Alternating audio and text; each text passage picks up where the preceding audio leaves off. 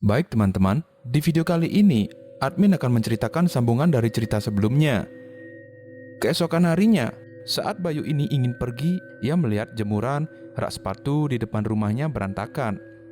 Dan baju maupun sepatunya juga berserakan, seperti ada yang mengacak-ngacak. Jadi Bayu pun seketika itu terlihat marah, karena ia ingin buru-buru pergi, tapi ia melihat jemuran dan rak sepatunya berantakan. Jadi si Bayu ini harus merapikannya kembali, baru dia bisa pergi.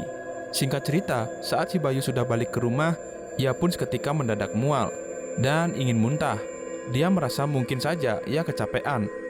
Akan tetapi muntahnya begitu banyak dan perasaan si Bayu ini tidak terlalu banyak makan tadinya. Dan ia pun heran, mengapa ia bisa muntah.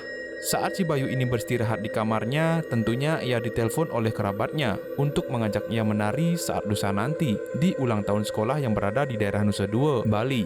Akan tetapi Bayu menolak sementara, dan dia ragu, karena ia takut jika ia meninggalkan rumahnya pergi, rumahnya berantakan lagi. Dan ia juga takut rumahnya dimasuki maling ataupun orang yang tidak dikenal. Oleh sebab itu, Bayu ini memutuskan tidak mengambil job selama seminggu ini. Dan saat menjelang malam, badan Bayu terasa panas. Lalu dia mengira dirinya demam. Dengan kecemasannya, ia pun langsung pergi ke dokter terdekat untuk mengecek kondisinya itu. Karena saat siang hari, ia muntah lalu dini hari badannya panas. Dan sesampainya di dokter pun langsung mengecek suhu badannya. Dan ternyata panasnya mencapai angka 39 derajat Celcius. Tentunya, ia harus diberikan obat yang paten agar dia bisa cepat sembuh. Dan saat si Bayu ini pulang ke rumah, tiba-tiba ia melihat ada 3 ekor anjing yang berwarna putih mengaum di depan rumahnya. Karena di depan rumah Bayu ini ada tumbuh-tumbuhan bambu, jadi ketika anjing tersebut mengarahkan pandangannya ke tumbuhan bambu itu, Bayu yang melihatnya dari kejauhan tampak khawatir. Ia curiga bahwa ada maling yang ingin masuk ke rumahnya ataupun orang yang memang memiliki niat buruk. Dan saat si Bayu ini menyelidiki dengan menggunakan senter di HP-nya, ia pun langsung menuju ke depan pepohonan bambu itu. Akan tetapi tidak ada siapa-siapa di sana. Dan sampai-sampai si Bayu ini masuk ke dalam rawa-rawa di daerah sana. Namun Bayu yang badannya terasa menggigil mulai masuk ke dalam rumah dan tidak menghiraukan hal itu, karena itu hanya membuang waktunya saja. Jadi Bayu pun mulai masuk ke dalam rumah. Sesampainya di kamar, saat si Bayu ini ingin mematikan lampunya, dan benar saja, ada bayangan hitam yang berdiri di depan jendela luar rumahnya. Bayangan itu terlihat besar, namun Bayu yang melihatnya tampak khawatir. Bayu berpikir, baru-baru ini dia melihat makhluk halus yang dapat membuat dirinya tidak nyaman. Oleh karena itu, ia pun memaksakan memejamkan matanya. Singkat cerita, saat sudah pagi hari, Bayu pun bangun dari tempat tidurnya, dan demamnya pun sudah hilang. Lalu saat ia menuju ke kamar mandi, ia melihat banyak barang-barangnya berantakan di ruangannya. Bayu yang melihat hal ini tampak kesal dan bingung bahwa dia harus bertindak bagaimana. Lalu saat itu juga Bayu berniat untuk menanyakan hal ini ke seorang Balian, atau bahasa Indonesianya yaitu dukun dari Bali. Karena Bayu sudah tidak nyaman lagi dan sering diikuti oleh makhluk besar tersebut.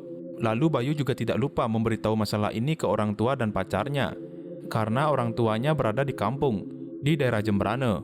Jadi ia harus mengajak pacarnya untuk ke rumah Balian tersebut. Dan dengan dibekali pejati, ia ditemani oleh pacarnya ke rumah Balian itu. Saat itu juga Bayu mendapatkan giliran untuk konsultasi. Lalu ia pun menceritakan hal yang ia alami sebelumnya. Dan saat Balian menerawang masalah Bayu ini, ia membeberkan bahwa Bayu memang memiliki kelebihan supranatural sejak lahir.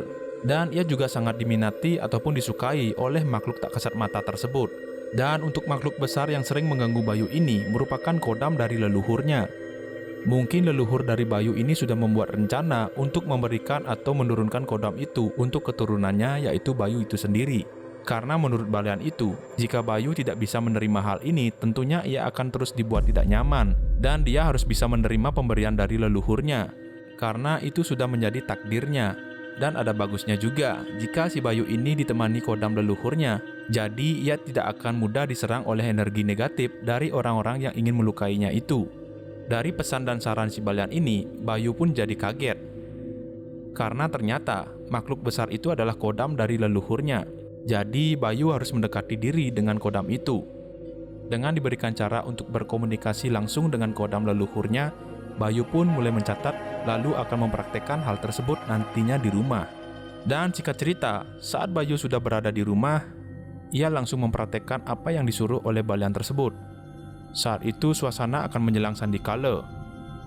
Jadi si Bayu ini sudah menyiapkan sarananya. Dan hal itu ia lakukan di halaman rumahnya. Tepat di depannya ada sebuah padmasana.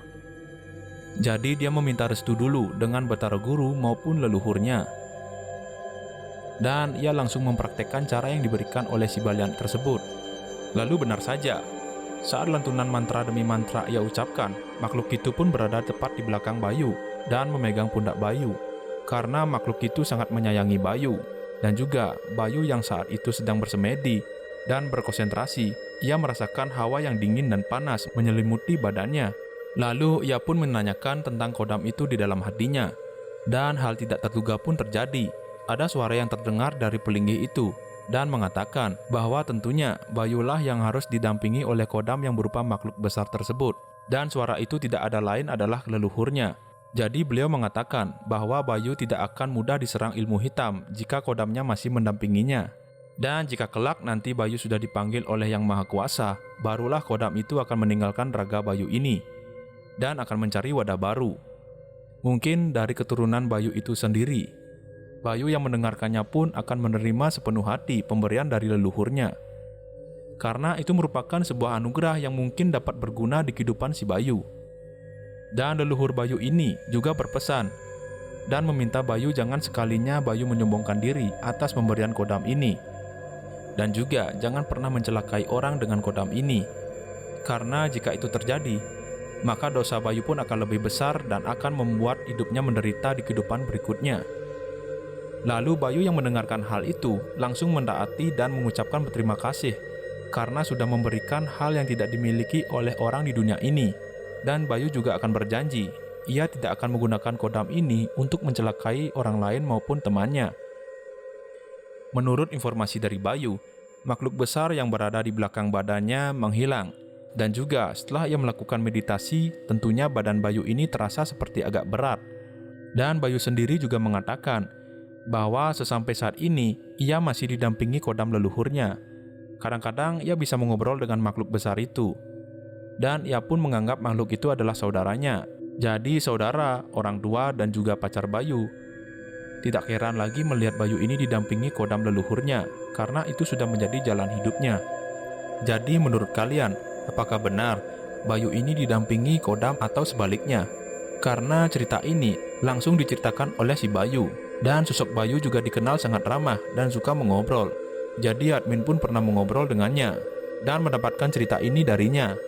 Percaya dan tidaknya semuanya admin serahkan ke kalian. Dan jika kalian suka dengan video-video di channel ini, silahkan subscribe ya. Dan jangan lupa nyalakan loncengnya agar kalian tidak ketinggalan video baru dari channel ini. Sekian dan terima kasih.